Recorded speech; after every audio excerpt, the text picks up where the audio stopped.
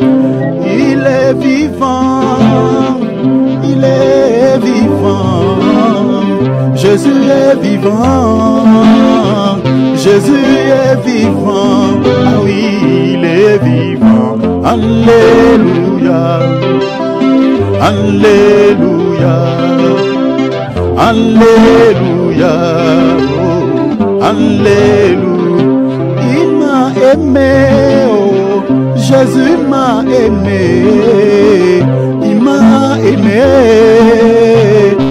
Jésus m'a aimé, ah oui, il m'a aimé. Alléluia, Alléluia, Alléluia, oh, Alléluia. Jésus a dit dans la prière de notre Père, délivre-nous du malin. Le Seigneur nous le recommande de pouvoir demander auprès du Père la délivrance par rapport à ces derniers, par rapport à Satan. Ce dernier ne nous laissera pas en paix. Il cherchera à bloquer certains domaines dans nos vies. Il cherchera à compliquer certaines choses dans nos vies. Mais le Seigneur dit, il faut toujours demander auprès de votre Père la délivrance. Cher enfant de Dieu, sois l'intercesseur de ta vie. Fais l'autodélivrance au sujet de ta vie.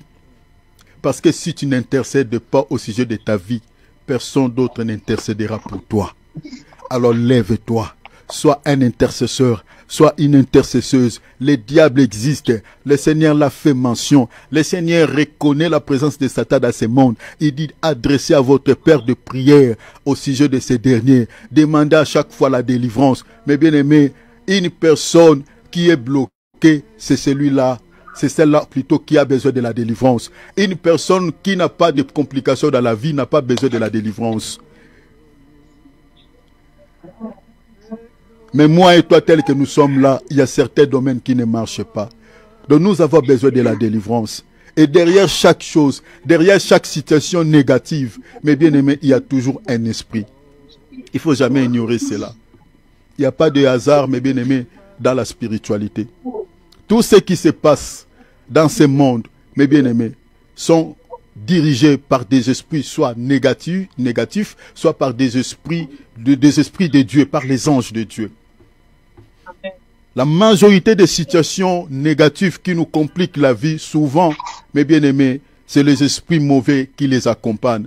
Alors élève la voix, mettez hors d'état de nuit tout ce qui n'est pas de Dieu, tout ce que l'ennemi a sémé dans ta vie, tout ce que l'ennemi cherche à compliquer dans ta vie, mettez-le hors d'état de nuit. Fais toutes sortes de prières. Prions au nom de Jésus. Alléluia. Père, Père, nous te prions. Nous te prions. Papa, comme tu l'as dit dans la prière de notre Père. À jamais, oh, notre Dieu, dans les cieux, sur la terre. Alléluia. Tout lui est soumis à jamais. Nayebi Yesu ozali nzambe okokani solo na moto te o Yesu na ngai moto nanga oeleki monene ete mokolo moko na mona elongi na yo.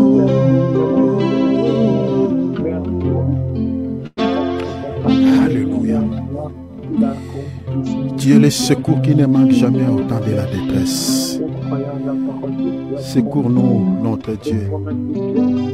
Visite-nous, notre roi. Au nom de Jésus. Clamons le roi des rois.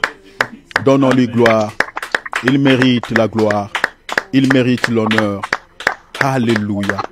Que le nom de notre Seigneur et Sauveur Jésus-Christ soit élevé. Et que votre Père Céleste, mes frères et sœurs dans le Seigneur, vous bénisse tous abondamment au nom de Jésus-Christ. Alléluia. Soyez richement bénis. Gloire au Seigneur. Faisons comme d'habitude, mes frères et sœurs. Mettons nos micros en mode silencieux. Prenons nos Bibles. Soyons comme des Béréens. Examinons tout ce que nous sommes en train de dire à la lumière des Écritures. Voilà. Gloire au Seigneur. Nous sommes en train de continuer sur ce thème que nous avons intitulé 25 signes qui montrent que cette personne est une sorcière. Comme je l'ai dit, je ne cesserai de les répondre via ces programmes que nous ne sommes pas en train de faire la chasse aux sorcières. Mais le but de cet enseignement, c'est de pouvoir nous éclairer par rapport à l'identité de ces personnes. Parce que la majorité des soucis qui nous entourent, la majorité des soucis qui nous accablent dans ce monde viennent, mes bien-aimés, de la part de ces gens. Beaucoup de soucis que nous avons viennent de la part des gens qu'on appelle des sorciers. Sont considérés dans la Bible comme des ivres. Voilà pourquoi notre texte de base que nous sommes en train de partager par rapport à ce thème, c'est l'évangile de Matthieu chapitre 13. Lisez à partir du verset 25, vous descendez jusqu'au verset 43. C'est le Seigneur Jésus-Christ qui nous a enseigné par rapport aux ivrés, par rapport à l'identité de ces gens. Le Seigneur dit que l'ivré est une sémence et celui qui a sémé cette sémence, c'est le diable. Vous voyez, c'est le diable. Et le Seigneur compare les ivrés au fils de Satan, au fils du diable. Et les champs, c'est l'image de ce monde. C'est-à-dire, dans le monde auquel nous vivons, mes bien-aimés, il y a des gens qui sont ivrés de par leur nature. Ils sont ivrés, sont fils du diable, ne se repentiront jamais. Même si on prêche comment, ils ne se repentiront jamais, ils iront en enfer. C'est ça ce qui est dit même, je crois, dans Proverbe chapitre 16, verset 4. La Bible dit, Dieu a créé tout pour un but. Le méchant pour le jour du malheur. Donc, nous prêchons pour les gens qui sont appelés à ces choses. Alors, les ivrés sont partout. Les ivrés sont dans nos familles. Les ivrés se retrouvent dans les immeubles où nous habitons, dans les quartiers. J'avais dit, et je ne cesserai de les reprendre, j'avais dit que les enfants, les gens qui ont la nature maléfique, c'est de Satan. Les gens que nous appelons communément des sorciers, des occultistes, des magiciens, chers enfants de Dieu, sont à grand nombre que des enfants de Dieu. Sont en grand nombre que de bonnes personnes que vous ne pourrez imaginer. Sauf que le Seigneur ne nous révèle pas trop leurs identités, sinon on va vivre dans la peur. Mais sont beaucoup. Je connais dans une famille où ils ne sont nés que 3, ils sont 2. Donc c'est une famille de 4 personnes, si vous comptez papa et maman, et ils ont donné naissance à 2 enfants. Et une famille de 4 personnes, mais tous sont sorciers, vous imaginez. Ça c'est le cas d'une famille. Je connais encore une autre famille, ils sont au nombre de 8 personnes. 9, pardon. Tous les 9 sont initiés à la sorcellerie.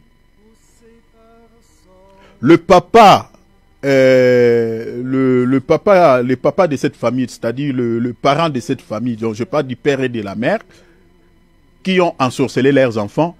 Le père de cette famille, dans la sorcellerie, il a, au fait, les diables lui avaient recommandé de pouvoir souffrir avec les termes et de coucher avec ses filles. Vous imaginez? Il y a une de ses filles que le Seigneur a délivrée de la sorcellerie, une seulement. Donc tous les restes sont restés dans ça. Et cette fille-là, jusqu'à présent, elle pleure au sujet de son papa, de ce que son père a fait dans sa vie. Elle a été abusée, son père biologique, vous imaginez. Elle a été abusée par son père, physiquement comme ça. Une famille de 8 personnes, mais tous sont sorciers. De la sorcellerie. Donc, la sorcellerie, pourquoi? Parce que regardez, dans la réalité agricole, comme j'avais dit, la sorcellerie est comparable aux ivrés. Pourquoi? Parce que l'ivraie est une plante qui pousse plus vite que le blé. Et dans un champ abandonné, selon la réalité agricole, on dit que l'ivraie envahissait ces champs-là. Envahissait ces champs-là. C'est-à-dire, lorsque vous regardez les champs comme ça, vous ne verrez pas le bleu. Vous ne verrez que les ivrés, livrés. Et même dans ce monde, le monde auquel nous vivons, vous allez remarquer que la sorcellerie se donne avec beaucoup de facilité. Beaucoup de facilité. Avec des arachides, on peut ensorceler un enfant. Avec un morceau du pain, on peut initier quelqu'un à la sorcellerie. Vous voyez, ça se donne très facilement. Mais pour l'enlever, c'est compliqué. C'est très compliqué. Mais c'est très facile, ça se donne facilement. C'est pareil avec le blé. Avec l'ivraie, pardon. Ça pousse plus rapide. Si vous lisez la parabole des livrées, vous allez comprendre, le Seigneur dit quoi? Il a semé la bonne semence, le blé, le jour. L'ivraie était semé la nuit. Mais la Bible dit, lorsque la bonne semence donne son fruit, l'ivraie parie aussi au même moment que la bonne semence. Quelle vitesse, cher enfant de Dieu. Alors que l'ivraie a été semé la nuit. Il y avait un décalage du temps. Mais la Bible dit, lorsque la bonne semence donne son fruit, l'ivraie parie au même moment que la bonne semence. Donc c'est pour dire que l'ivraie pousse plus rapide, plus vite que le blé.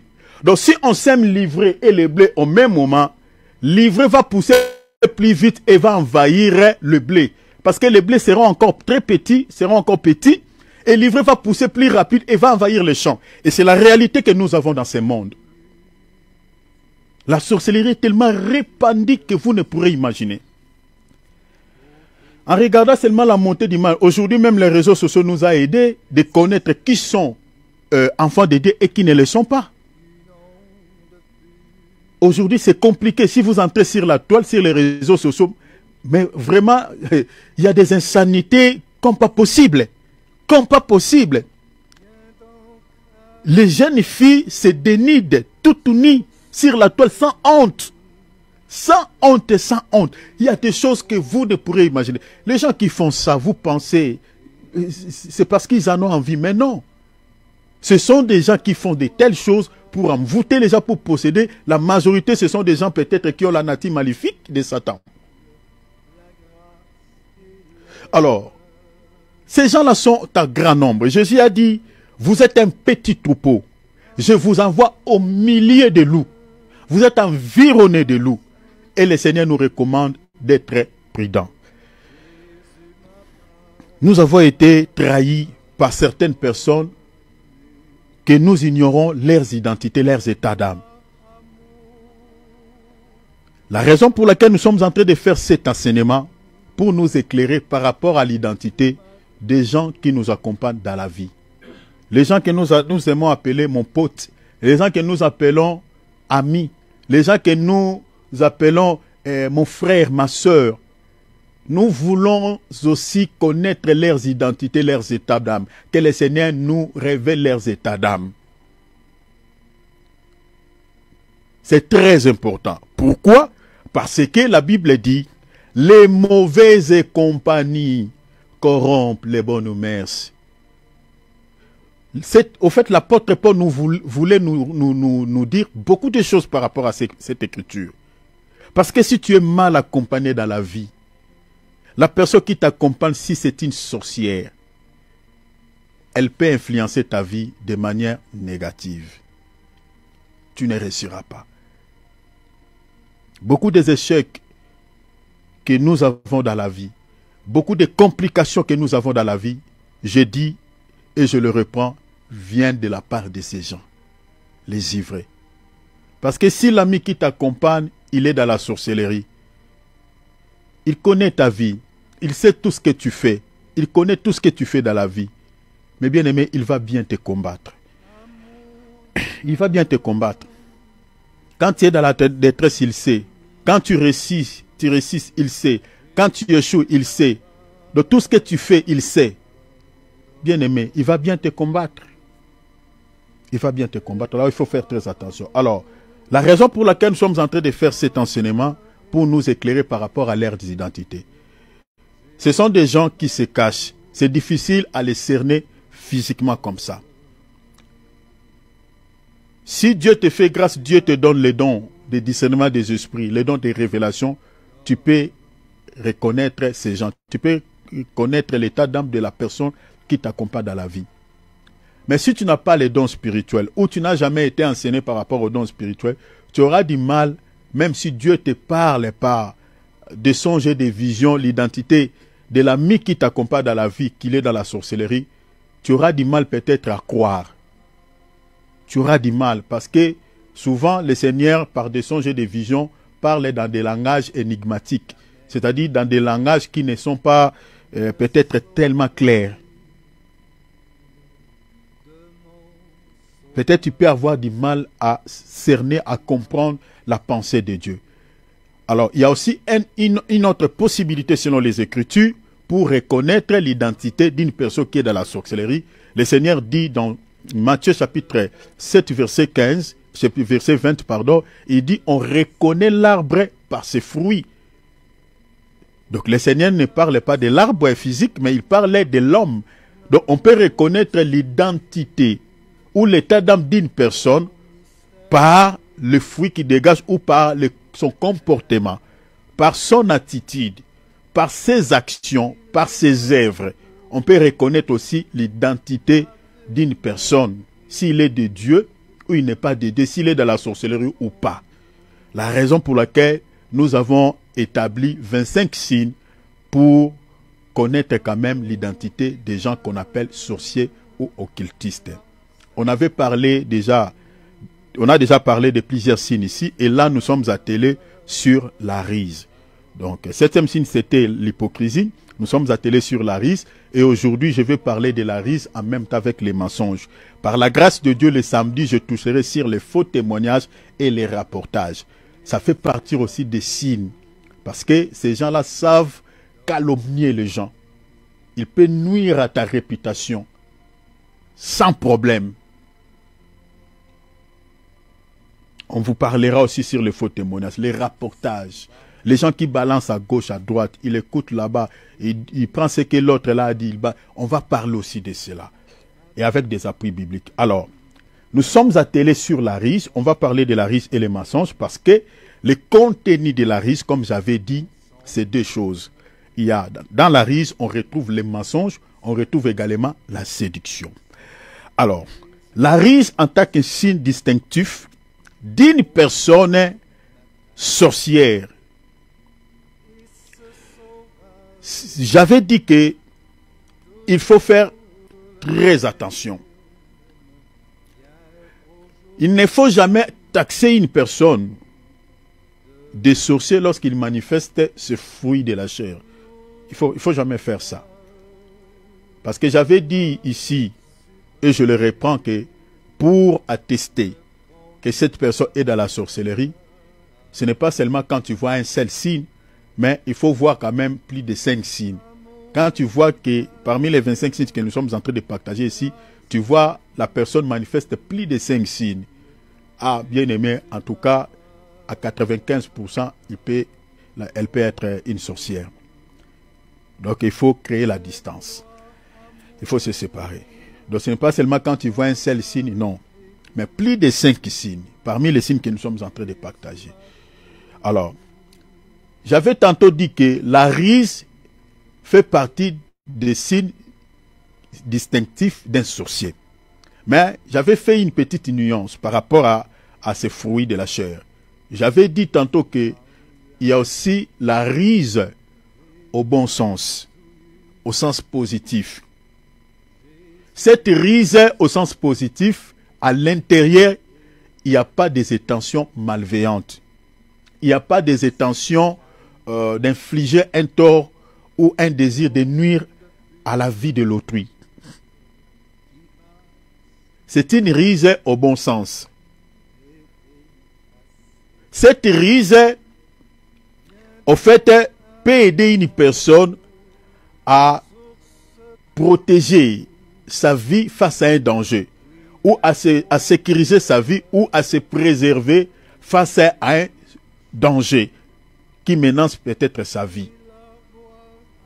J'avais évoqué l'écriture de Josué, chapitre 9, versets 3 à 20. On voit les Gabaonites face au danger de mort qui menaçait bien évidemment leur vie. La Bible dit que ces derniers ont eu recours à la rise pour se sauver. Ont eu recours à la rise pour se sauver. Donc la rise, dans ce contexte ici, elle n'est pas au sens péjoratif. Mais elle est plutôt au bon sens. Au sens de sauver sa vie face à un danger. Par rapport à cela, nous avions dit tantôt que on peut aussi recourir à la ruse lorsqu'un danger se présente dans votre vie.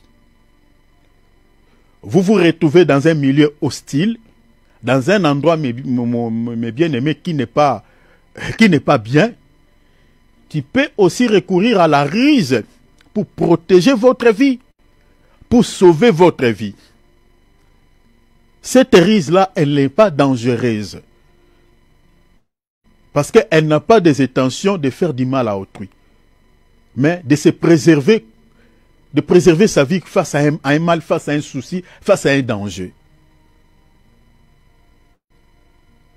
Mais la ruse que nous sommes en train d'aborder ici, la ruse qui caractérise une personne sorcière, la ruse en tant que signe distinctif d'une personne sorcière est extrêmement dangereuse. Pourquoi? Parce qu'elle renferme un mal profond. Elle renferme un mal profond animé par des intentions malveillantes, une volonté d'infliger du tort à quelqu'un, un désir de nuire à la vie d'une personne. C'est ça la ruse en tant que signe distinctif d'une personne sorcière. Elle cache des intentions de faire du mal à autrui. Elle cache des intentions de causer du tort à quelqu'un, d'infliger du tort à quelqu'un, de nuire à la vie d'une personne. C'est cette ruse qui est très dangereuse. Si vous allez par exemple dans Genèse chapitre 3, verset 1er, la Bible dit quoi? Pour tuer Adam, pour tuer l'homme, le diable a fait le recours à la ruse. Et cette ruse, elle avait des intentions malveillantes. L'objectif de Satan, c'était quoi? De communiquer la mort à la vie de l'homme. De tuer Adam et Ève. C'est ça l'objectif de l'ennemi. La Bible dit, le diable, les serpents étaient les plus rusés de tous les animaux des champs. Et cette ruse-là, c'est ça ce qui lui avait permis de pouvoir quoi? De pouvoir communiquer la mort dans la vie d'Adam et d'Ève. Et si vous lisez encore dans Actes des Apôtres, chapitre 13, verset 6, lisez jusqu'au verset 10, on voit un homme, une personne sorcière, qui avait également des intentions malveillantes d'infliger du tort à quelqu'un, de nuire à la vie de quelqu'un. Et la Bible dit quoi? Cet homme était rusé. Attendons, on va lire ça. Actes des Apôtres, chapitre 13. Lisons le verset 6. On lira également le verset 8 jusqu'au verset 10.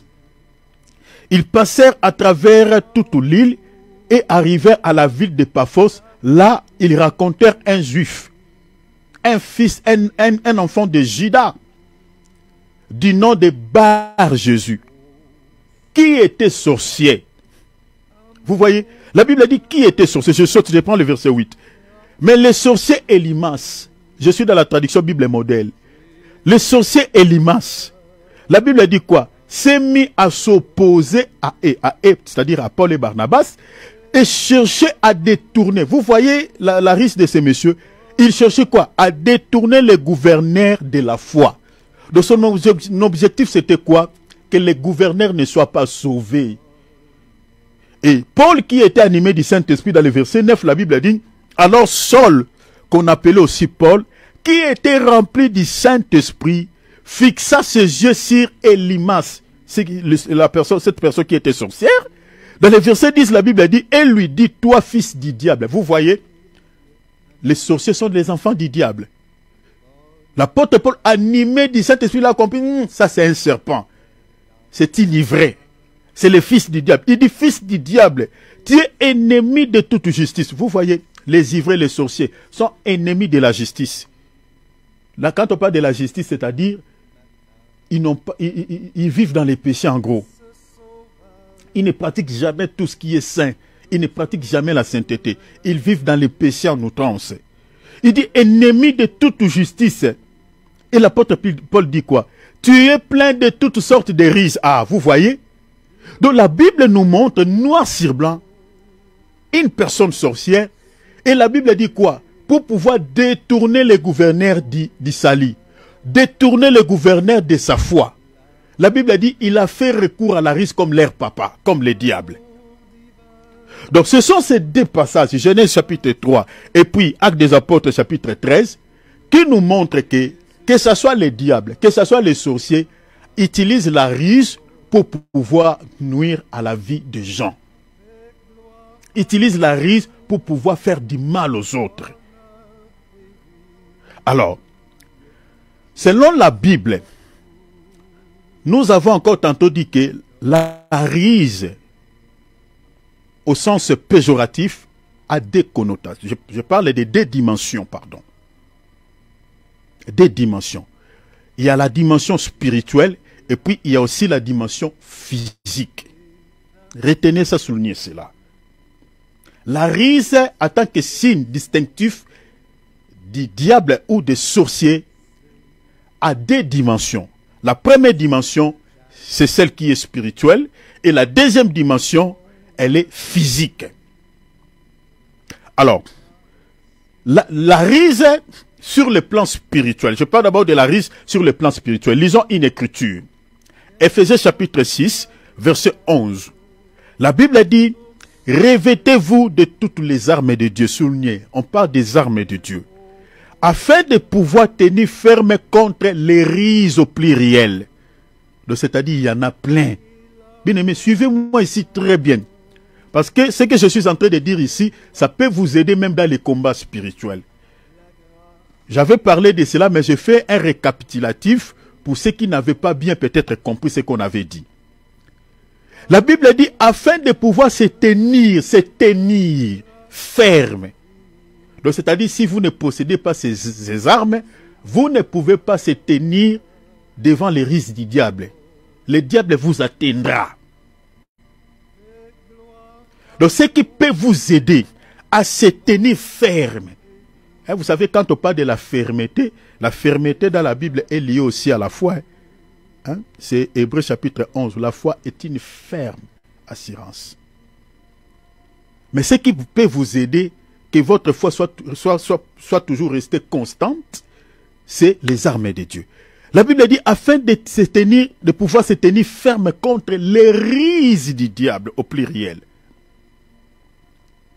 Donc, le seul moyen de défense que la Bible met à notre disposition pour vaincre toutes les ruses du diable et des sorciers, la Bible dit quoi? Je parle bien évidemment les ruses du diable sur le plan spirituel. Les seuls moyens que la Bible met à notre disposition, ce sont les armes de Dieu, l'arsenal de Dieu. Donc, une personne qui ne possède pas l'arsenal de Dieu ne peut pas vaincre les risques du diable dans la dimension spirituelle. Je parle des risques du diable d'abord sur le plan spirituel. Donc, si vous ne détenez pas l'arsenal dont la Bible nous présente ici, les armes de Dieu, chers enfants de Dieu, je vous jure devant le Seigneur, il est pratiquement impossible de vaincre les risques du diable et des sorciers sur le plan spirituel. C'est impossible. C'est impossible. Pourquoi j'ai dit cela? Il faut comprendre que les risques du diable dans la dimension spirituelle, quand le diable opère dans la ruse sur le plan spirituel, il se cache derrière plusieurs choses. N'oubliez jamais cela. J'avais dit cela, mais je le reprends encore. J'ai dit ceci. Quand le diable opère dans la ruse sur le plan spirituel, il se cache derrière plusieurs choses. Parmi lesquelles il se cache derrière la nature. La nature. Quand on parle de la nature, on parle du vent, on parle du feu, on peut parler de plusieurs choses dans la nature.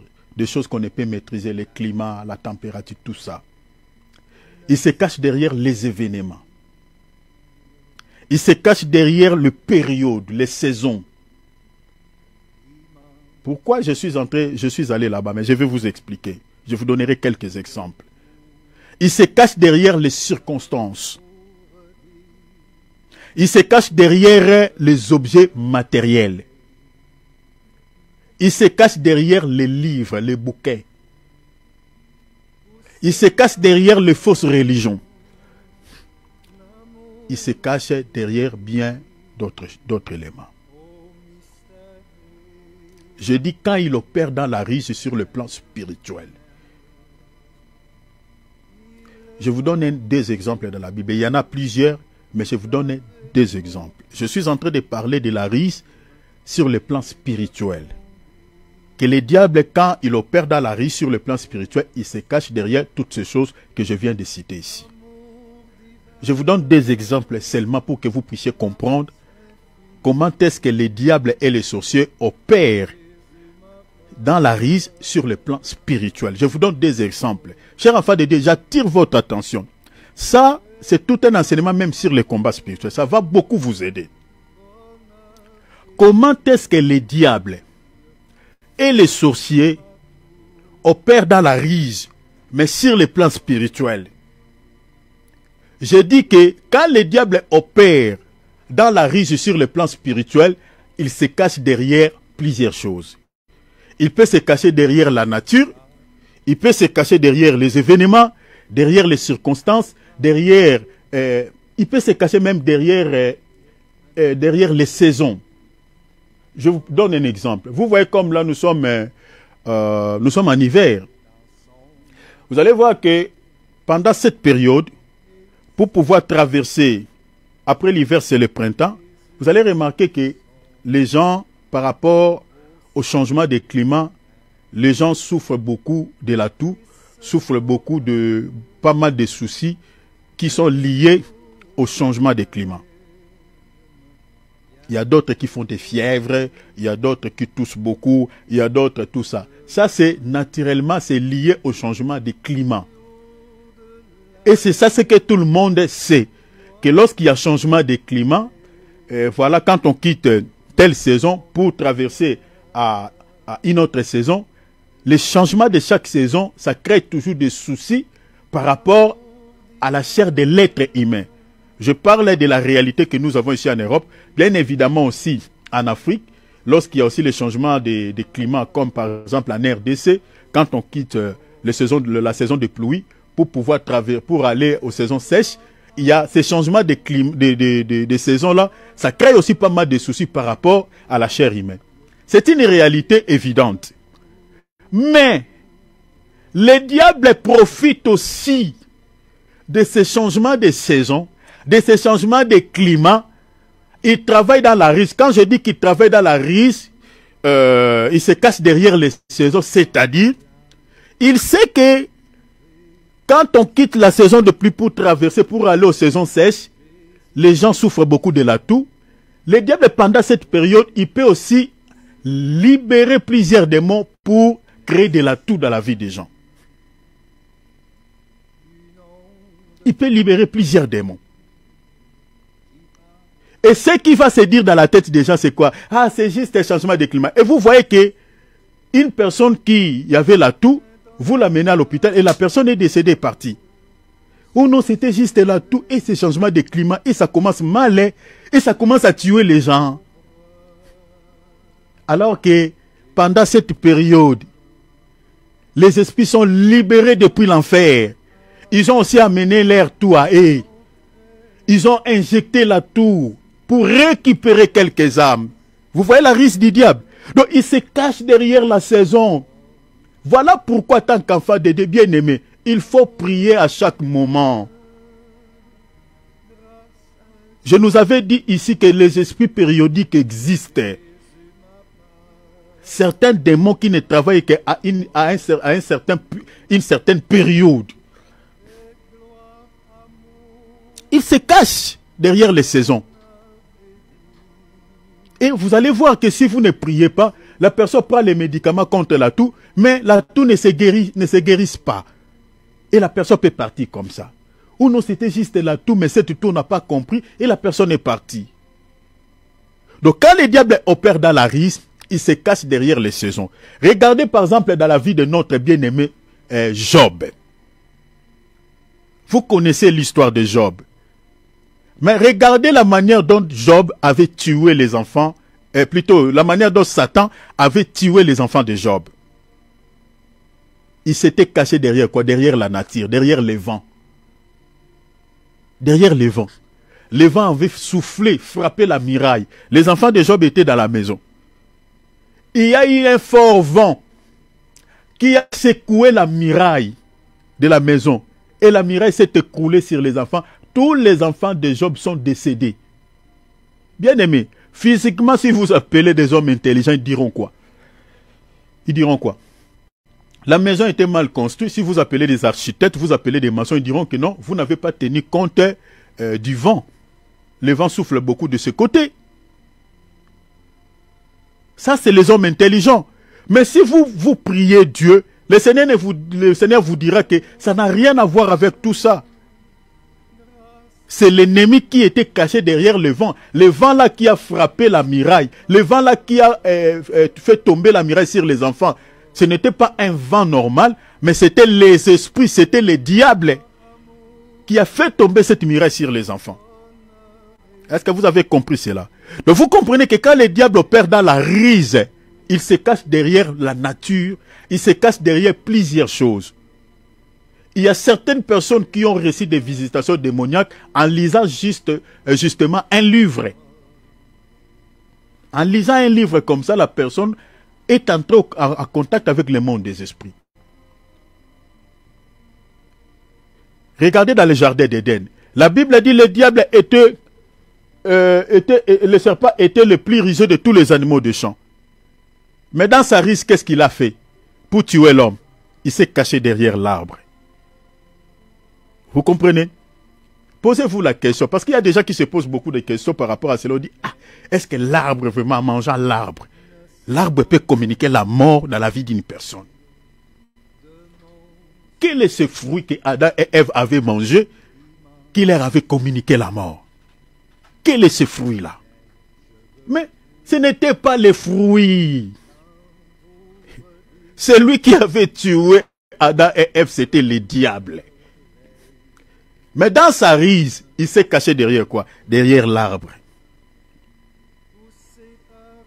La raison pour laquelle, cher enfant de Dieu, quand tu vois que tu souffres d'une maladie quelconque, avant d'aller à l'hôpital, il faut prier. Tout ce que tu veux faire dans la vie, mettez toujours Jésus avant toute chose, si tu veux réussir. Parce que quand le diable opère dans la ruse, il se cache derrière plusieurs choses. Il se cache derrière plusieurs choses. Vous voyez seulement que voilà, la personne est en train, voilà, il y a des complications dans la vie de quelqu'un. Bon, vous êtes en train de normaliser, vous êtes en train de dire, bon, c'est normal, hein, bon, ce sont des réalités de la vie. Ce n'est pas des réalités. Lui là, oui, on sait qu'il y a des réalités comme ça. Mais par rapport à son sujet là, par rapport à sa vie, ce qu'on est en train de voir là, en tout cas, ça n'a rien à voir avec les réalités de la vie. Il faut aussi prier. Alors, pour vaincre cette ruse, j'ai dit qu'il faut faire quoi? Il faut prier. La ruse dans la dimension spirituelle, vu que l'ennemi se cache, bien aimé, il faut prier. Il faut prier. Mais à part la prière, l'apôtre Paul nous dit quoi? Il faut aussi porter les armes. On lira les armes tout à l'heure, mais il faut aussi porter les armes. Donc je parle de la prière, je parle également des armes. Donc, derrière la ruse, les diables et les sorciers se cachent. Je vous donne un dernier exemple pour que vous compreniez bien la ruse dans la dimension spirituelle. Derrière la ruse, les sorciers peuvent utiliser, se servir, par exemple, de la beauté d'une femme malade, d'une femme malade ou pas, pour séduire un homme afin de détruire sa vie.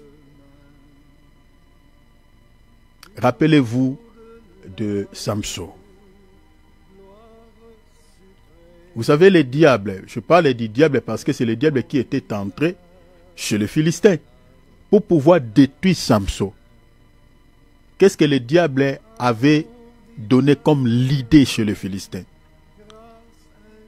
D'utiliser une femme belle. Ils ont récupéré une jeune fille belle qui s'appelait Delilah. Et le diable s'est servi de la beauté de cette femme pour séduire qui? Pour séduire Samson. Afin de pouvoir quoi? Afin de pouvoir détruire ces derniers. Parce que dans la ruse, il y a les mensonges, il y a aussi la séduction. Il y a certains hommes qui ont attrapé des maladies comme sida. Pourquoi? Parce que le diable était entré dans le corps d'une femme belle, s'est servi de la beauté d'une femme belle, mais malade. Et l'homme ne regarde pas ce qui se cache derrière la beauté. Tout ce que l'homme voit, c'est quoi? L'homme voit que la beauté de la femme. Et il est séduit de cette beauté. En allant vers elle, l'homme attrape le sida. Lisez Proverbe chapitre 7, verset 21 jusqu'au verset 23. La beauté d'une femme, le diable se sert de la beauté de certaines femmes pour détruire la vie de certains hommes. Je connais même un grand chanteur congolais qui est décédé par le sida. Il avait attrapé ce sida chez une femme comme ça. Le diable a utilisé une femme belle, mais cette femme, elle était séropositive. Et ce chanteur congolais qui n'avait pas la crainte de Dieu, en allant vers cette femme, et après, elle a attrapé le sida. Au moment où nous parlons, il se retrouve dans l'au-delà. Il est mort. Vous voyez comment le diable a détruit la vie de cet homme. Le diable peut se servir de la ruse. Donc, c'est-à-dire, dans la ruse, il peut se cacher derrière le corps. Il peut se cacher derrière les objets matériels. Il peut se cacher derrière plusieurs choses. Alors, pour vaincre la ruse dans la dimension spirituelle, il faut porter les armes. Donc, il faut faire très attention ici. J'ouvre une parenthèse, je referme. Je m'adresse aux frères, aux hommes. Chers enfants de Dieu, attention. Tu es frère, ferme ton étirette. Si tu as besoin d'une femme, il faut te marier. Parce que la crainte de Dieu, c'est pour notre bien. N'allez pas ça et là faire pipi, ferme ton étirette. Parce que ça va protéger ta vie quand tu as la chair comme ça. Parce que dans ce monde, il y a des femmes Jézabel. Il y en a. Rappelez-vous, non, Apocalypse 20. L'objectif de Jézabel, c'est quoi? C'est de pouvoir séduire. C'est la séduction. Lisez Apocalypse 20. On parle d'une femme Jézabel. Et une femme Jézabel, c'est une serpente. C'est une serpente. C'est une ivrée. C'est un agent du monde des ténèbres. Elle est fille du diable. Le diable peut se servir de sa beauté pour détruire un homme de Dieu, pour détruire un homme, pour détruire, voilà, un serviteur de Dieu. Je connais beaucoup de serviteurs de Dieu où leurs ministères sont cassés seulement parce qu'ils sont tombés dans l'impudicité avec des femmes de Jézabel envoyées par le diable. Donc, il faut faire très attention. La crainte de Dieu, c'est pour notre intérêt. Alors, j'ai dit que comment peut-on vaincre le ruse au pluriel du diable et des sorciers sur le plan spirituel? Donc, comme je l'ai dit, je le reprends, les seuls moyens de défense que la Bible met à notre disposition pour vaincre les ruses du diable sur le plan spirituel, il faut détenir, posséder l'arsenal de Dieu. Les armes de Dieu. Les armes de Dieu. Nous avons deux types d'armes. Selon la Bible. Deux types d'armes de Dieu. Selon l'écriture des Éphésiens, l'épître aux Éphésiens chapitre 6, versets 13 à 18. Nous avons des armes défensives et nous avons des armes offensives. Les armes défensives, ce sont des armes de protection. Les armes offensives, ce sont des armes d'attaque. C'est-à-dire, dans les combats spirituels, on n'attaque pas seulement l'ennemi, mais on se protège aussi. Retenez cela. Il y a des... Surtout ici, je m'adresse beaucoup plus à mes mamans. Mes sœurs, vous aimez combattre les diables. Également les frères aussi. Nous aimons tous combattre les diables. Mais attention, dans les combats spirituels, quand on prie, quand on combat, il faut s'assurer aussi que tu es protégé. C'est ça, lisons Éphésiens. Lisons Éphésiens chapitre 6, versets 13 à 18. La Bible parlait des armes défensives et des armes offensives, c'est-à-dire des armes de protection et des armes d'attaque. Donc, c'est-à-dire, si tu ne possèdes pas les armes de protection dans les combats spirituels, tu risques d'être attaqué, d'être touché par les traits enflammés de l'ennemi.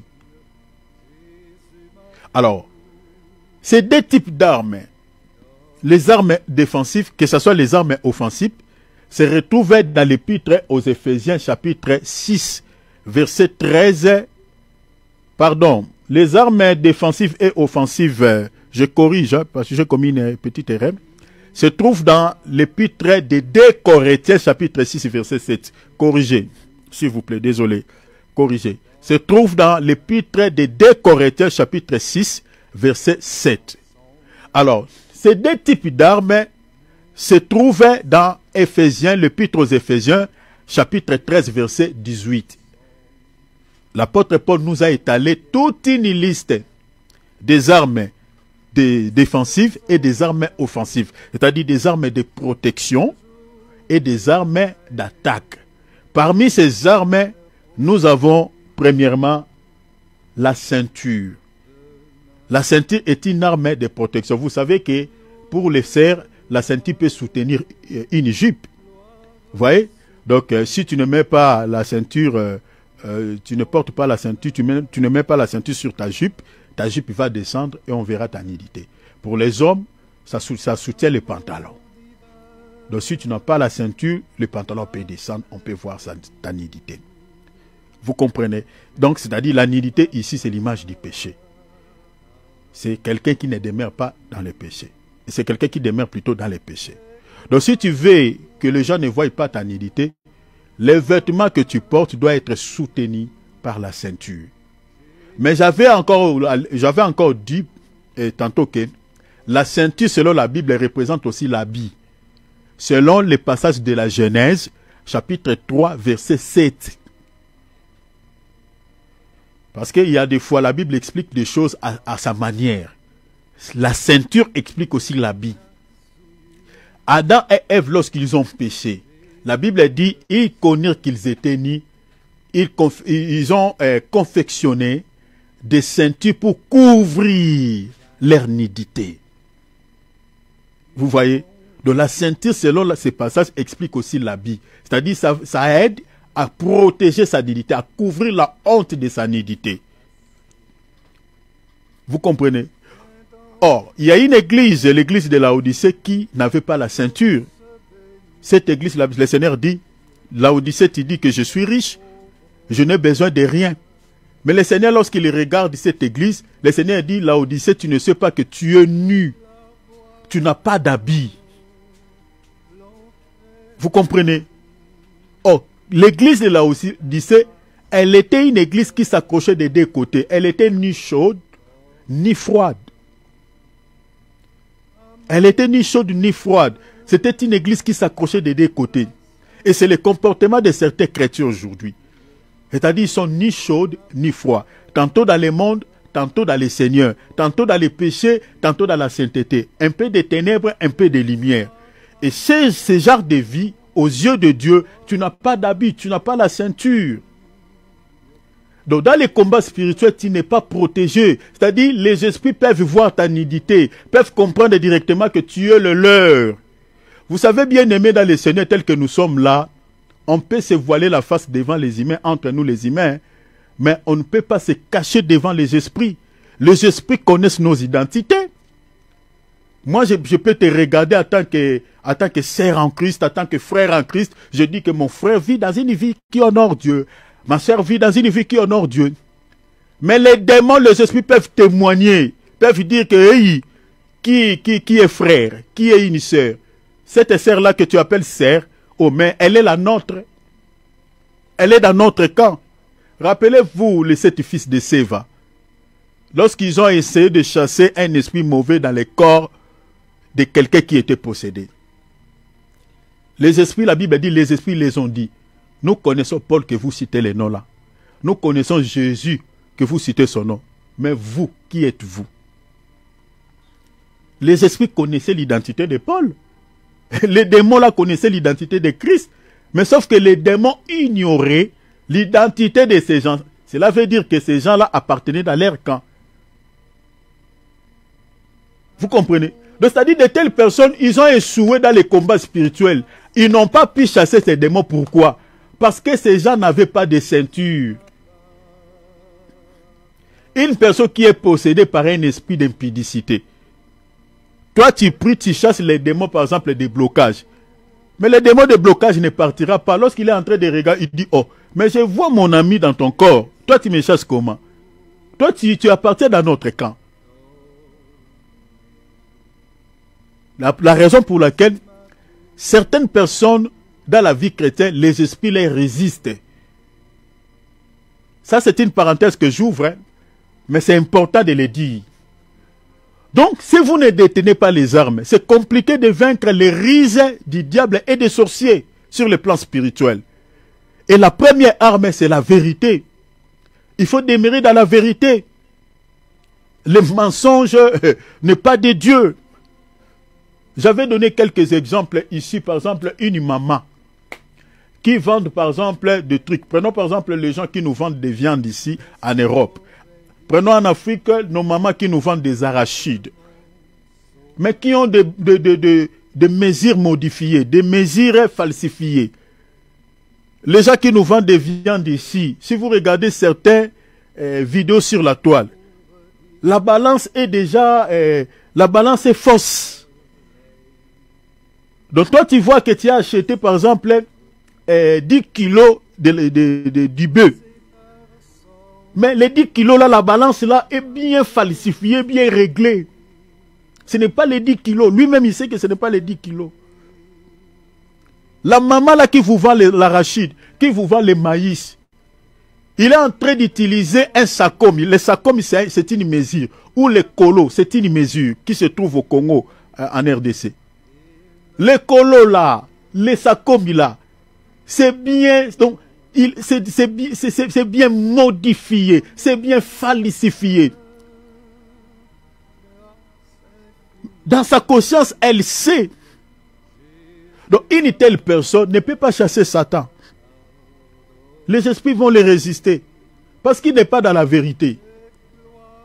Il est dans les mensonges. Donc, la première arme, je ne veux pas entrer trop dans la profondeur, mais vous comprenez que la vérité est une arme de protection qui peut te donner déjà l'avantage dans les combats spirituels d'être protégé contre les risques du diable dans la dimension spirituelle. Deuxième type d'arme, c'est la justice. La justice est comparable à la cuirasse. Et vous savez que la cuirasse, selon 1 Roi chapitre 22, nous protège contre les traits enflammés, contre des flèches de loin. Akab était décédé au champ de bataille parce que sa cuirasse avait un défaut. Il a été touché par une flèche tirée de loin par les défauts de sa cuirasse. Or, la cuirasse, selon la Bible, c'est la justice. Rappelez-vous, non? Cherchez premièrement le royaume et la justice de Dieu. La justice. Or, la justice, c'est justement la vie de sainteté, la vie de la crainte de Dieu. Donc, un chrétien qui ne demeure pas dans la crainte de Dieu, qui a une vie impure, qui a une vie saine, bien aimé, dans les combats spirituels, tu n'es pas protégé. Parce que tu n'as pas la cuirasse. Donc, l'ennemi peut lancer une flèche de loin, tu peux être touché. Parce que tu n'as pas la cuirasse. La cuirasse, c'est comme un gilet par balle. On peut te tirer de loin, pas une balle. Tu ne seras pas touché. La balle va toucher le gilet par balle. Va toucher les gilets, puis ça va tomber. Mais toi, tu entres dans un combat spirituel, tu entres dans le champ des combats, mais tu n'es pas protégé, tu n'as pas le gilet pare-balles, tu n'as pas la cuirasse. Tu seras peut-être comme Akab, tu peux être touché par une flèche tirée de loin. La raison pour laquelle, cher enfant de Dieu, si tu veux vaincre dans les combats spirituels, tu veux vaincre les risques du diable et des sorciers sur le plan spirituel, rassure-toi que tu as la cuirasse. Rassure-toi que tu as le gilet pare-balles. Rassure-toi que tu as une armée de protection avant de combattre. C'est très important. Alors, troisième type d'arme, l'apôtre parlait de la chaussure. Vous savez que même dans ce monde comme ça, dans le monde physique, la chaussure protège notre corps contre les microbes. Et rappelez-vous dans le livre de la Genèse, chapitre 3, le sol a été maudit par Dieu à cause du péché de nos deux grands-parents. Le Seigneur a dit, le sol sera maudit à cause de toi, Adam. Et vous savez que la malédiction du sol et de la terre, ce n'est pas justement la malédiction que Dieu avait libérée dans sa bouche.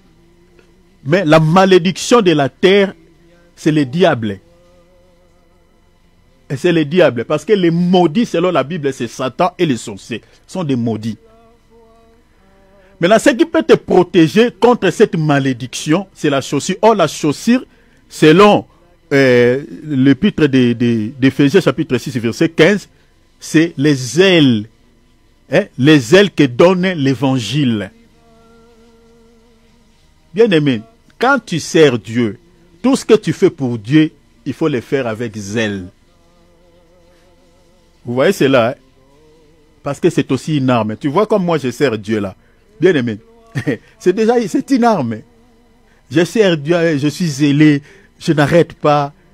Même s'il y a d'autres personnes qui fuient les programmes, tout ça, nous sommes par exemple des personnes, je continue à prêcher. Je continue à servir Dieu. Que les choses marchent dans ma vie, que les choses ne marchent pas. Je continue à suivre le Seigneur. Je suis zélé pour mon Dieu. Je suis zélé à la prière. Je suis zélé à la méditation. Je suis zélé aux choses de Dieu. Bien aimé, ces ailes-là, les ailes qui donnent la parole, les ailes de l'évangile, les ailes aux choses de Dieu, c'est aussi une arme de protection. Bien aimé, tout ce que tu fais pour Dieu, il faut le faire avec zèle. Il faut être motivé. Il faut être zélé. C'est très important parce que ça fait partie d'une chaussure qui peut te protéger contre les malédictions de la terre. Parce que vous savez que quand on parle de malédictions, vous savez, les démons, qu'est-ce qu'ils font? Et les sorciers, ils maudissent les enfants de Dieu. Ils lancent des paroles de malédiction. Maintenant, si tu n'as pas la chaussure, tu seras touché par cette malédiction. Ça, c'était troisième. Et quatrième arme, c'est le bouclier de la foi. Vous savez que les boucliers nous protègent contre les attaques des prés. Regardez même dans des manifestations, les policiers utilisent des boucliers, vous voyez, contre certaines attaques des prés quand les gens se manifestent, voilà. Il peut donner un coup au policier, mais s'il a les boucliers, il peut parader ces coups-là avec un bouclier. On peut lancer une pierre, s'il a les boucliers, il peut protéger sa tête contre cette pierre. Donc le bouclier, c'est la foi sur le plan spirituel. Donc le rôle des boucliers, ça nous protège contre les attaques des prés. C'est la foi. C'est la foi. Vous savez qu'il est impossible de lui être agréable sans la foi.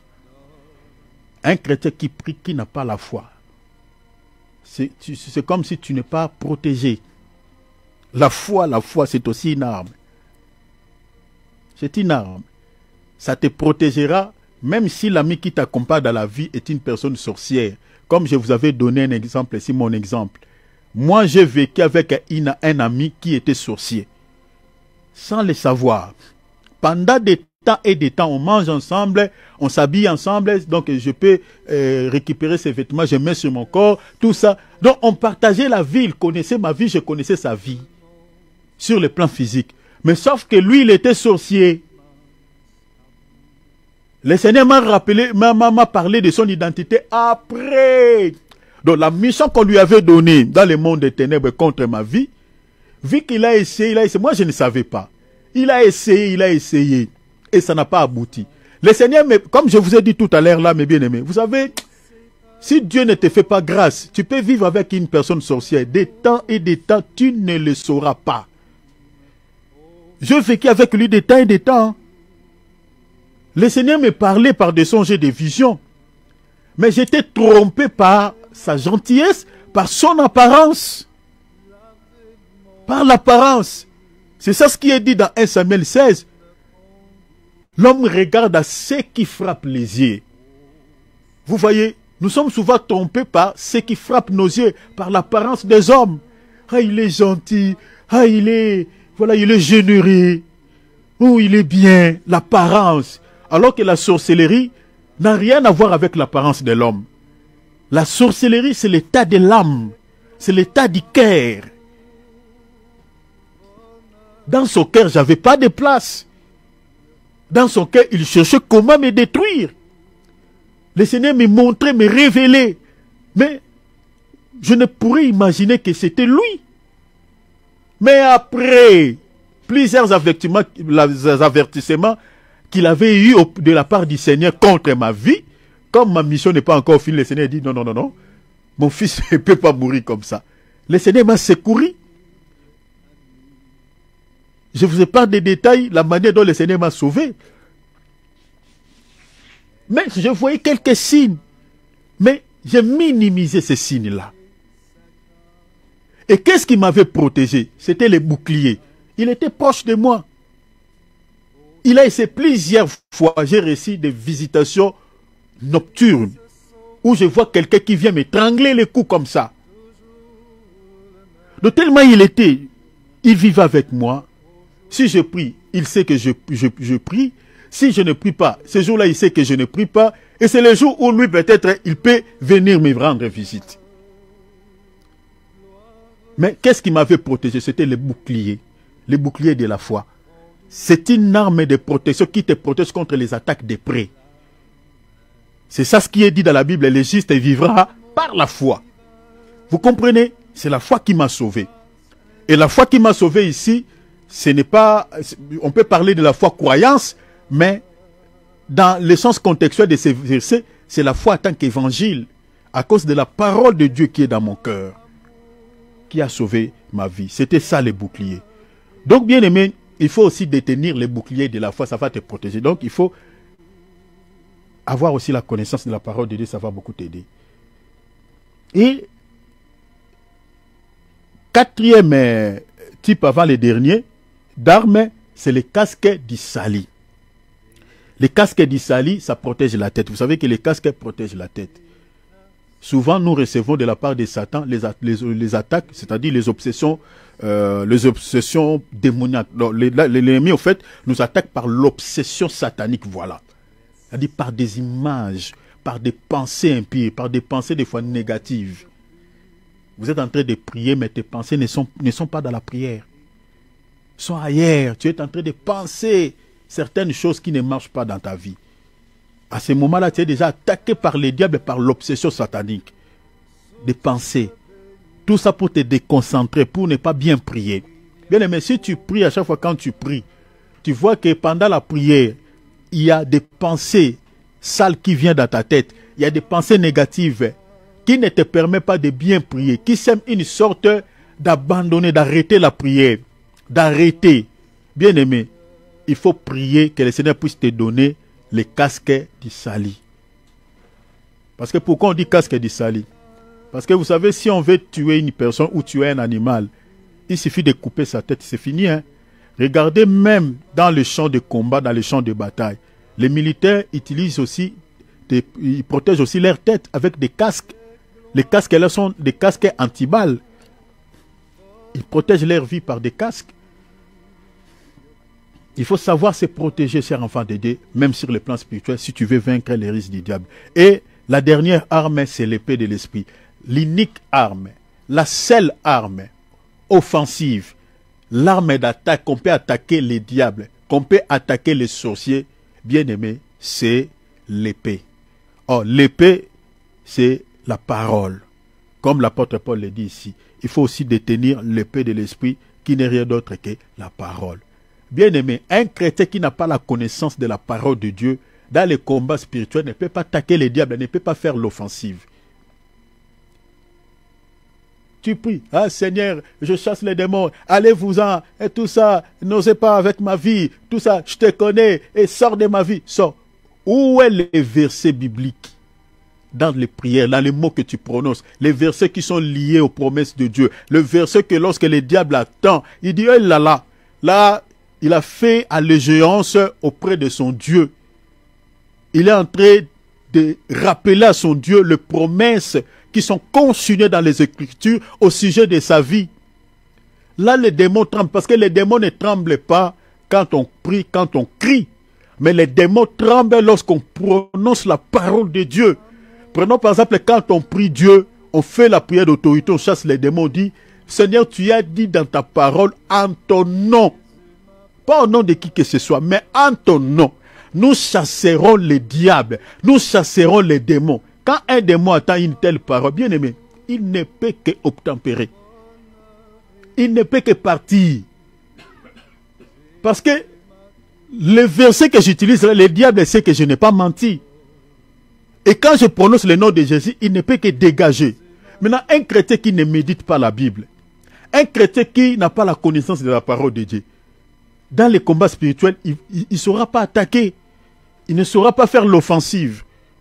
Donc vous comprenez que si vous voulez vaincre les risques du diable sur les plans spirituels, bien aimés, il faut posséder les armes de Dieu. Et ces armes-là, ce sont des armes défensives et des armes offensives. Comme je l'ai dit, l'apôtre Paul nous a étalé toute une liste.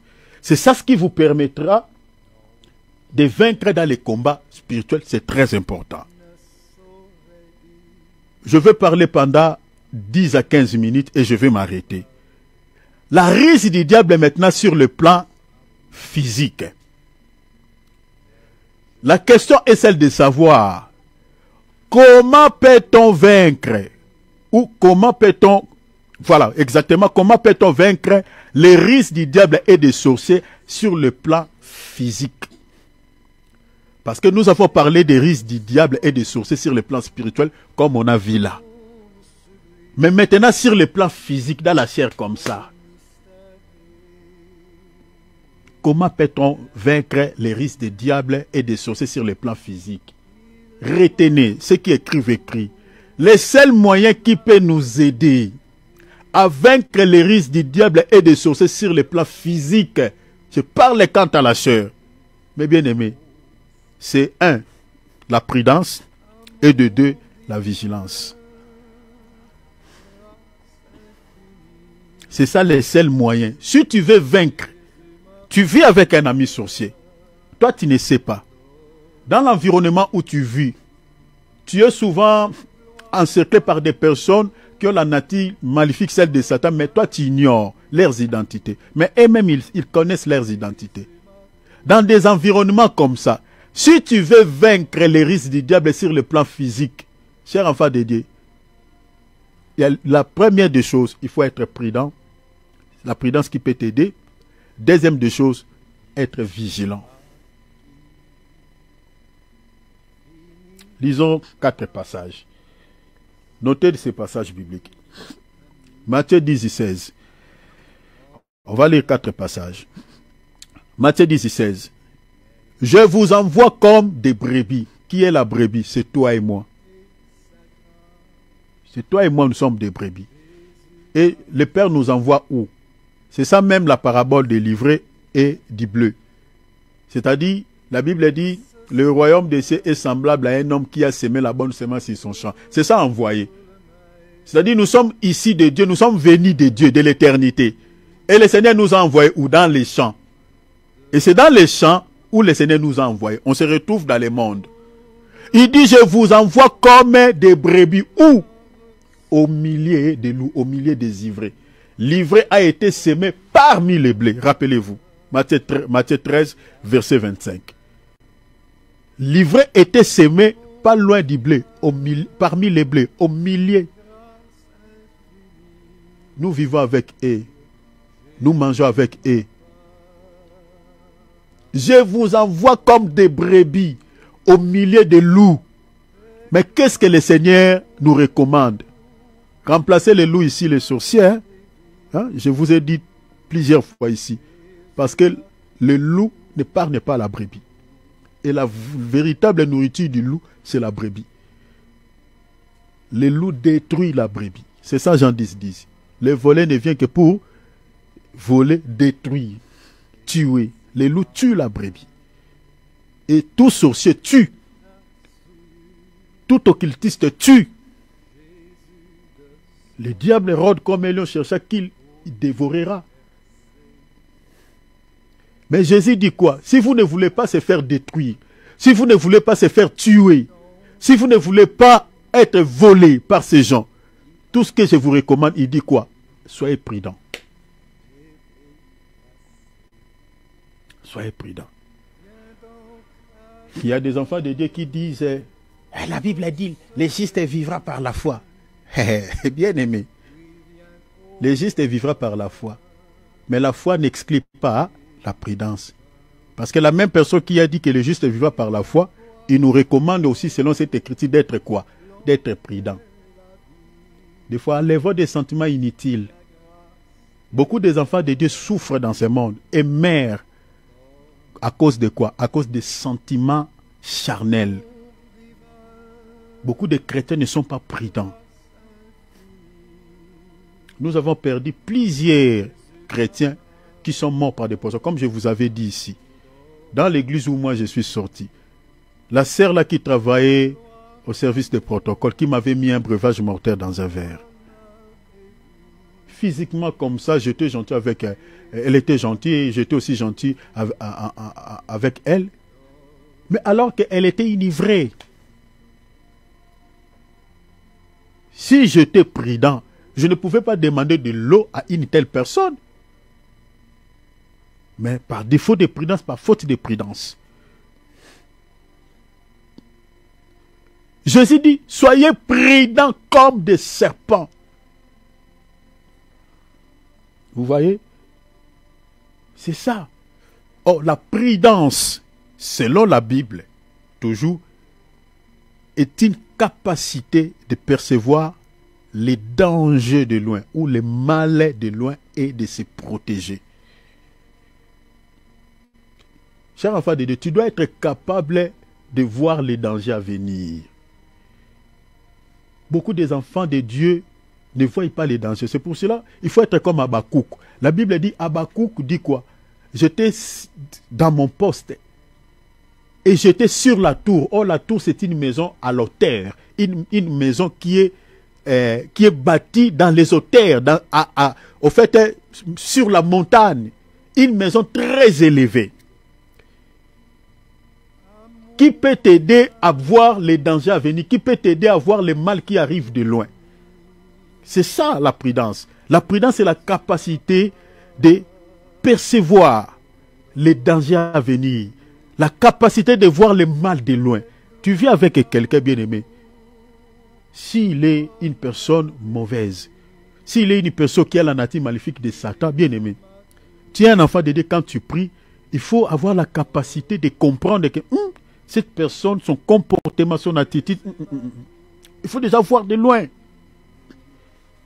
Vous êtes en train de faire les affaires avec quelqu'un. Tu regardes la manière dont et vous êtes en train d'évoluer. Il faut avoir la capacité de voir déjà la manière dont ces choses sont en train d'évoluer. Il faut que je me retire déjà bien avant. Regardez le proverbe 22, 3. La Bible dit, l'homme prudent voit le mal. Vous voyez, c'est ça la prudence. Vois. Tu dois avoir les yeux de la prudence. Beaucoup de chrétiens n'ont pas les yeux de la prudence. Ils ont les yeux physiques, incapables de percevoir les dangers à venir. L'homme prudent voit. Tu dois demander à Dieu même ce soir-là, quand on va finir. Demande à Dieu qu'il te donne les yeux de la prudence. Vous comprenez? Les yeux de la prudence. L'homme prudent voit le mal et se cache. Vous voyez? Donc cela te permet, lorsque tu vois, tu peux maintenant se protéger. Je me protège, je me réserve. Mais la Bible dit quoi? Mais les simples passent outre et emportés par la punition. Celui qui n'est pas prudent, qui n'a pas les yeux de la prudence, il finira par tomber. Donc, il faut prier que le Seigneur te donne les yeux de la prudence, d'être capable de voir le mal de loin. Donc, je dis que pour vaincre les risques du diable et des sorciers sur le plan physique, il faut premièrement être prudent. Deuxièmement, vigilance, être éveillé. Matthieu chapitre 26, verset 41. Je suis dans la traduction second 21. Restez vigilants. Vous voyez, hein? Bien aimé, tu as la foi. Le juste vivra par la foi. Mais attention, dans la Bible, il y a tout. Sois aussi vigilant. Avec nos frères et sœurs là que nous prions avec et dans la même église. On t'invite, viens manger, viens tout ça. Surtout en Europe ici. Nous aimons partager la nourriture. Ce n'est pas mauvais, c'est bien. Mais attention, il faut aussi être prudent. Il ne faut pas répondre à toute invitation. On peut détruire ta vie avec la nourriture. Je vous dis, rappelez-vous, non? Ésaü avait vendu sa destinée en quoi? À la nourriture. Il a vendu son droit d'aînesse, il a vendu sa bénédiction, il avait vendu son destin à cause du repas. Attention. Restez vigilant. Restez vigilant. Si la personne qui t'invite à manger, c'est une personne sorcière, oui, le juste vivra par la foi. Mais pourquoi la Bible nous dit aussi d'être vigilant, d'être prudent? Le Seigneur sait. Le Seigneur sait. Vous savez, le diable a la capacité de détruire ton corps. Sauf que ton âme ne détruira pas. C'est-à-dire, le diable peut te tuer physiquement. Les sorciers peuvent te tuer physiquement. Mais ton âme sera sauvée. Mais sauf que tu quittes le monde peut-être avant le temps de Dieu. Je connais pas mal des hommes de Dieu qui sont morts par des poisons. Hein. Par des poisons. Et vous savez que les gens, souvent les gens qui nous font du mal, ce ne sont pas des gens de loin. Hein. Souvent les gens qui nous entourent, les cercles proches, les gens que nous faisons confiance. Je connais pas mal des hommes de Dieu qui sont morts par des poisons, personnellement. Il faut faire très attention avec l'homme. Le cœur de l'homme est mauvais. Le cœur de l'homme est tortureux. Nous sommes environnés par des ivrés. Restez vigilants. La Bible dit restez vigilants. Et priez pour ne pas céder à la tentation. La vigilance ici vous permettra de ne pas pouvoir quoi? Ne pas céder. Vous savez, les tentateurs, c'est le diable. Les tentateurs, c'est les sorciers. Quand il se présentera devant toi, regardez notre Maître Seigneur Jésus-Christ. Quand les tentateurs étaient venus, il n'a pas cédé. Hein. Il était éveillé. Il était vigilant. Soyez vigilants. Quatrième écriture, 1 Pierre, chapitre 5, traduction second 21. La Bible a dit, soyez sobres, restez vigilants. Votre adversaire qui? Le diable rôde comme un lion rugissant, cherchant qui? Dévorer. Vous voyez, la vigilance est demandée ici. Pourquoi? Parce qu'il y a un Satan. Parce qu'il y a un sorcier qui est en train de chercher des portes pour pouvoir dévorer, pour pouvoir détruire.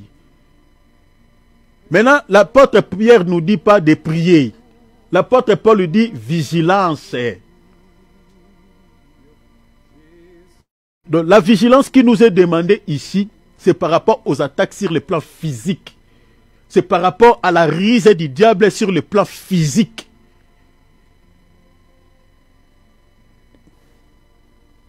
Alors, je vais m'arrêter là. Donc, le samedi, je vous donnerai les signes, plus de 7 signes, sur le plan physique, c'est-à-dire pour connaître la risée du diable sur le plan physique.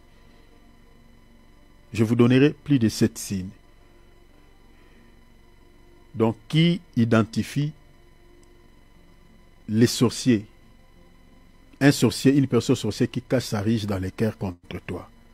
Je vous donnerai 7 signes sur le plan physique. Quand tu vois tel comportement, quand tu vois ça, c'est ça ce qu'on appelle la ruse du diable sur le plan physique. Et quand tu vois un tel comportement, une telle attitude, sois prudent, sois vigilant. Je vous donnerai 7 signes. Quand vous voyez ça, bien aimé, il ne faut pas faire les yeux doux. Donc, ces passages bibliques nous montrent noir sur blanc que nous devons être prudents et vigilants face aux loups, c'est-à-dire aux sorciers. Vous comprenez? Il faut être prudent. Alors, nous allons ouvrir nos micros. Prie le Seigneur. Demande à Dieu les yeux de la prudence. La Bible dit, l'homme prudent voit le mal. Bien-aimé, comment toi, des fois, souvent tu es déçu. Des fois, tu es déjà touché par l'ennemi, c'est ainsi que tu vas comprendre. Tu n'as pas la capacité de voir les dangers qui arrivent dans ta vie. Souvent, des fois, tu es surpris que tu te retrouves déjà que tout est fichu, tout est par terre, tu as échoué, ça n'a pas réussi. Pourquoi tu n'as pas la capacité de percevoir le mal de loin? Tu as échoué beaucoup dans ta vie dans certains domaines. Toi-même, tu es conscient. L'année 2024, tu as échoué dans certains domaines. Parce que tu n'as pas les yeux de la prudence. Demande ce soir à Dieu. Prie vraiment de tout ton cœur. Seigneur, donne-moi les yeux de la prudence. Cette capacité de percevoir le mal de loin. De percevoir les dangers à venir. Afin de pouvoir se protéger. Aidez-moi aussi à être prudent, à être vigilant. Vous savez, une personne qui est vigilant est une sentinelle. Est une sentinelle. Une sentinelle, c'est quelqu'un qui est toujours vigilant, qui est toujours éveillé. Il est éveillé. Moindre mouvement, il peut directement, hey, qui est là? Donc, c'est-à-dire, sois la sentinelle de ta vie. Que l'ennemi ne perce pas ta vie, n'entre pas dans ta vie, ne détruise pas ta vie. Ouvrons nos micros, prions, demandons de l'aide. Alléluia. Oh Rabashad. Ria Kamaru Shayabrada. Et Ria Katia Mabushinde Berebo. Oh, papa, donne-moi les yeux de la prudence. Ah, Seigneur. Je pleure dans mon cœur, j'ai été déçu. Seigneur, souvent, plusieurs fois, j'ai été surpris que, Seigneur, l'ennemi a déjà saccagé ma vie. Plusieurs fois, Seigneur, j'ai été surpris que l'ennemi a reçu son coup dans ma vie. Mais je te prie, Père, donne-moi les yeux de la prudence. Donne-moi les yeux de la prudence. Aidez-moi, Seigneur, à être vigilant. Je t'en supplie, Papa. Je vais être une sentinelle de ma vie. Je vais être une sentinelle, Seigneur, de ma vie. Je t'en supplie, Papa. Que l'ennemi, Seigneur, ne perce pas ma vie. Que l'ennemi, Seigneur, ne dévore pas ma vie. Que l'ennemi ne vienne pas voler quelque chose de précieux dans ma vie. Aidez-moi, Seigneur, à être une sentinelle. Comme tu as dit dans ta parole, veillez et priez afin que vous ne tombiez pas dans la tentation. Oh mon Dieu, je veux être la sentinelle de ma vie. Mon Dieu, aidez-moi, donne-moi ces qualités, donne-moi ces capacités. S'il te plaît, mon Père, s'il te plaît, Seigneur, donnez-moi les yeux de la prudence, cette capacité, Seigneur, de percevoir le mal de loin, de voir le mal de loin, même au travers des songes, même au travers de la vision, même au travers des dons de révélation. Seigneur, que je puisse avoir cette capacité de voir de loin, Seigneur, les mal qui cherchent à atteindre ma vie, les mal qui cherchent à atteindre mon épouse, les mal qui cherchent à atteindre mes enfants, les mal qui cherchent à atteindre mes frères et sœurs dans le Seigneur, les mal qui cherchent à atteindre ma famille quant à la chair. Donne-moi ces capacités au nom de Jésus. Au nom de Jésus. Remettons cette nuit entre les mains de Dieu. Demande au Père qu'il te parle et qu'il te parle dans un langage que tu peux comprendre. Des fois, Dieu te parle, mais tu es comme Samuel. Tu ne comprends pas que c'est le Père qui te parle. Le Seigneur a parlé à Samuel plusieurs fois. Il appelle Samuel, Samuel. Samuel, au lieu de dire, Seigneur, me voici, il est allé vers Humain. Il est allé vers Élie. Il dit, Élie, mon père, tu m'appelles. Dis, moi, je ne t'ai pas appelé. Nous avons des Samuel au milieu de nous. Le Seigneur leur parle, mais ils ne comprennent pas que celui qui le parle, ça c'est Dieu. Ne comprennent pas, ne discernent pas la voix de Dieu. Mais cette nuit, ma sœur, mon frère, parle à ton père avec un cœur. Dis, papa, je sais que tu me parles, mais sauf que je suis comme un Samuel. Je ne comprends pas ta voix, je ne discerne pas ta voix. Mais aidez-moi cette nuit, Seigneur. Viens, entre dans ma chambre, entre là où je suis. Seigneur, parle-moi dans un langage.